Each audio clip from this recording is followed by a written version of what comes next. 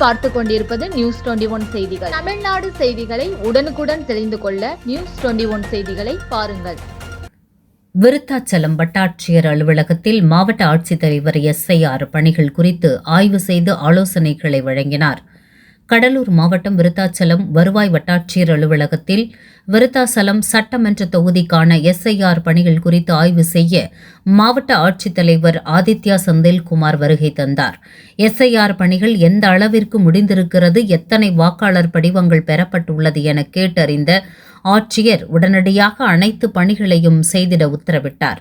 மேலும் SIR படிவங்களை எடுத்து சென்று வீடு வீடாக கொடுக்கும் PLO அங்கன்வாடி பணியாளர்கள் மற்றும் பல்வேறு துறைகளை சார்ந்த அதிகாரிகளின் பணிகளை நேரில் ஆய்வு செய்து தற்போதைய நிலவரப்படி SIR படிவங்கள் எத்தனை பெறப்பட்டு இருக்கிறது, இன்னும் எங்கே படிவங்கள் கொடுக்கப்பட வேண்டும் என கேட்டறிந்து உடனடியாக பணிகளை செய்திட உத்தரவிட்டார்.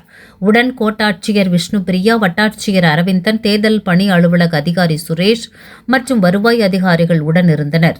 முன்னதாக அங்கன்வாடி பணியாளர்கள் வரைந்திருந்த சிறப்பு தேர்தல் சீர்திருத்தம் குறித்த வரைபடத்தை பார்த்து நன்றாக இருக்கிறது என்று அவர்களிடம் கூறினார். நியூஸ் 21 செய்திகளுக்காக செய்தியாளர் முருகானந்தம்.